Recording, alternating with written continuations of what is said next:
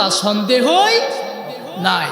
There is no doubt in the holy Quran. এমন একটি কিতাব আল্লাহ তাআলা আমাদেরকে দিয়েছেন, যেই কিতাবে ভুল তো দূরের কথা, সন্দেহ করার কোনো অবকাশ নেই। আল্লাহু আকবার।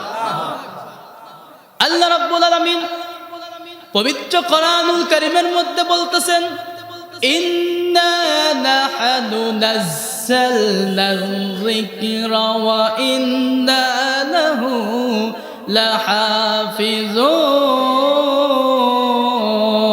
লাহাফিজুন।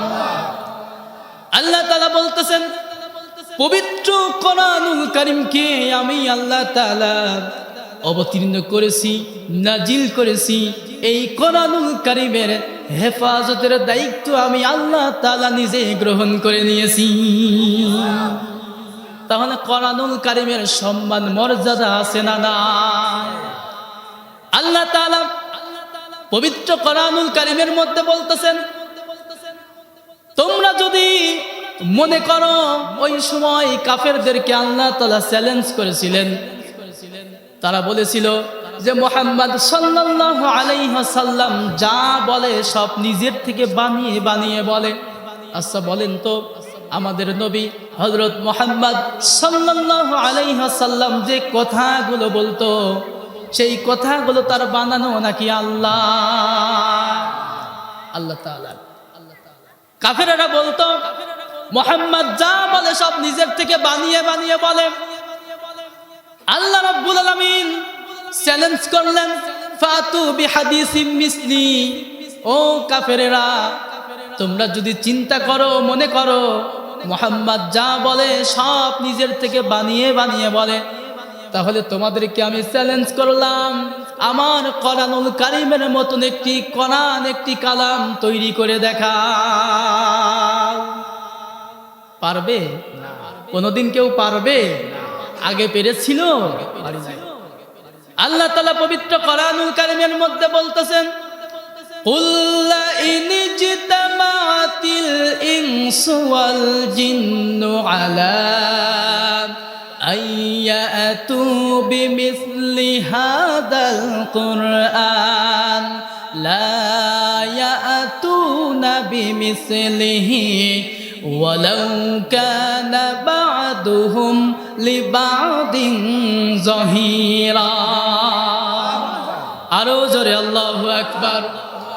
আল্লাহ তাআলা বলতেছেন, হে নবী, আপনি তামাম দুনিয়ার জিন এবং মানুষদেরকে বলে দেন, যদি তারা ঐক্যবদ্ধ হয়ে যদি আমার কোরআনুল কারীমের মতন কালাম বানানো তৈরি করে, কোরআন বানানোর মতন প্রচেষ্টা চালায়, এরপরেও তারা আমার কোরআনুল কারীমের মতন কোরআন তারা বানাতে পারবে না। ঠিক কিনা? পারবে? প্রথম দফায় কাফেরেরা চ্যালেঞ্জ গ্রহণ করতে পারল না, ব্যর্থ হলো। দ্বিতীয় দফায় আল্লাহ তাআলা আবার চ্যালেঞ্জ করলেন, ও কাফেরের গোষ্ঠী শোনো, কোরআনুল কারীমের মতন কোরআন তোমাদের বানানো লাগবে না। পবিত্র কোরআনুল কারীমের মধ্যে যে সূরাগুলো আছে, সেই সূরার মতন 10টি সূরা তোমরা রচনা করে দেখাও।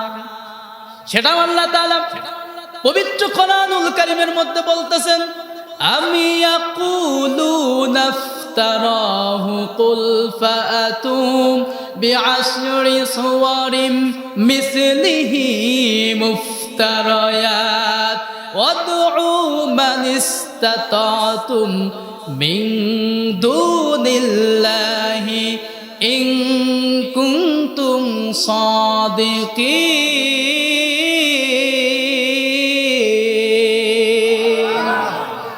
আল্লাহ তাআলা বলতেছেন, কোরআনুল কারীমের মতন কোরআন বানানো লাগবে না। পবিত্র কোরআনুল কারীমের মধ্যে যে সূরাগুলো আছে, সেই সূরার মতন 10টি সূরা তোমরা বানিয়ে দেখাও। পেরেছিল নাকি? আমরা কি পারবো?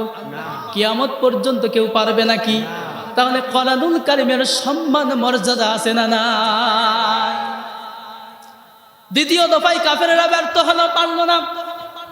তৃতীয় দফায় আল্লাহ তাআলা আবার চ্যালেঞ্জ করলেন, ওয়া ইন কুনতুম ফি রাইবিম মিম্মা নাযালনা আলা عبدنا فأتوا بسورة من مثله وادعوا شهداءكم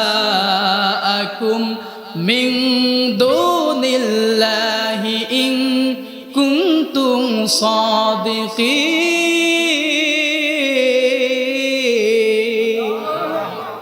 আল্লাহ তাআলা বলতেছেন আমার নবী আমার বান্দার উপর আমার নবীর উপর যেই কিতাব আমি অবতীর্ণ করেছি সেই কিতাব সম্পর্কে যদি তোমাদের কোনো সন্দেহ থাকে তাহলে ফাতু বিসূরাতিম মিন মিসলি প্রথম দফায় চ্যালেঞ্জ করেছিলাম কোরআনুল কারীমের মতন কোরআন বানাও পারো নাই 114টা সূরা আছে এই 114টা সূরার মধ্যে 10টি সূরা তোমরা বানিয়ে দেখাও পারো নাই তৃতীয় দফায় চ্যালেঞ্জ করলাম ফাতু বিসূরাতিম মিন মিসলি ছোট্ট সূরা সবথেকে ছোট সূরা কাউসারের মতন একটি সূরা বানিয়ে দেখাও আচ্ছা বলেন তো পারবে নাকি না কথা কয় না কেন পারবে এই কোরআনুল কারীমের সাথে যারা এই যাবত পর্যন্ত বিয়াদবি করেছে যারা আলেমদের সঙ্গে বিয়াদবি করেছে তারা কি জমিনে টিকে থাকতে পেরেছে পেরেছে তার বাস্তব প্রমাণ হলো বাংলাদেশের বিখ্যাত বিশ্বনন্দিত